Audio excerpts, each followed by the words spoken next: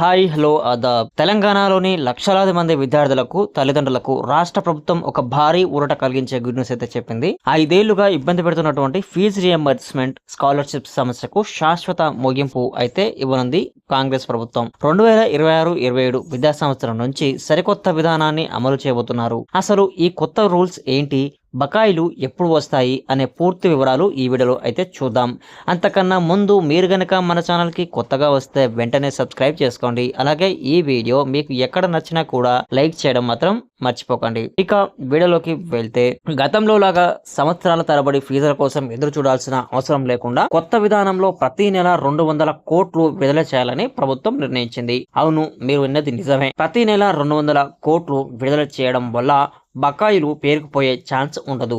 ఈ పథకం ఎవరెవరికి వర్తిస్తుందంటే SC, ST, BC, minority, EBC మరియు దివ్యాంగ విద్యార్థులకి ట్యూషన్ ఫీజ్ రియంబర్స్మెంట్స్తో పాటు స్కాలర్షిప్లు కూడా అందుతాయి.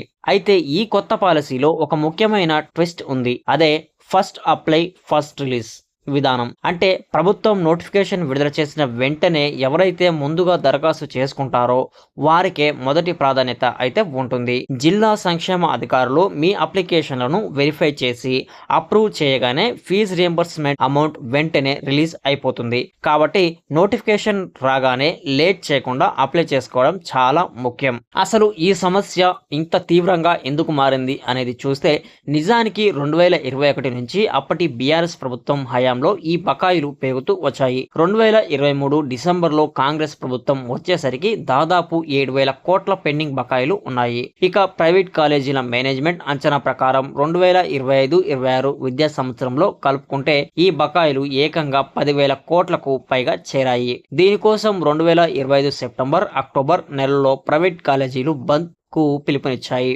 అప్పట్లో ప్రభుత్వం విడుదల వారీగా 500 కోట్లు విడుదల చేసినప్పటికీ ఇంకా భారీ మొత్తంలో బకాయిలు అలాగే ఉండిపోయాయి.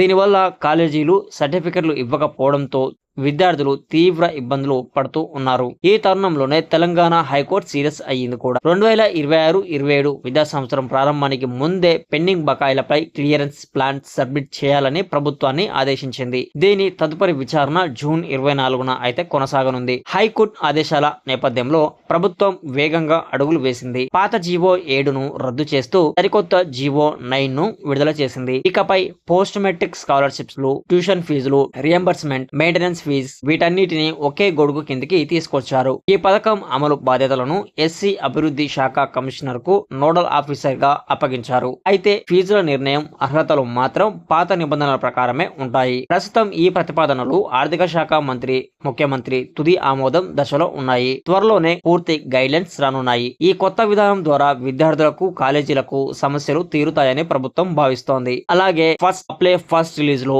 కొంతమందికి మాత్రమే చోటు కల్పించడం వల్ల చాలా మంది విద్యార్థులు ఇబ్బందులు పడాల్సి కూడా వస్తుంది. సో ఫ్రెండ్స్, ఈ కొత్త జీవో 9 మరియు ప్రతి నెల 200 కోట్ల విడుదల నిర్ణయంపై మీ అభిప్రాయం ఏంటో కింద కామెంట్ చేయండి. ఇలాంటి మరిన్ని లేటెస్ట్ అప్డేట్స్ కోసం మన ఛానల్ ని ఇప్పుడే లైక్ చేయండి, షేర్ చేయండి మరియు సబ్స్క్రైబ్ చేయడం మాత్రం మర్చిపోకండి.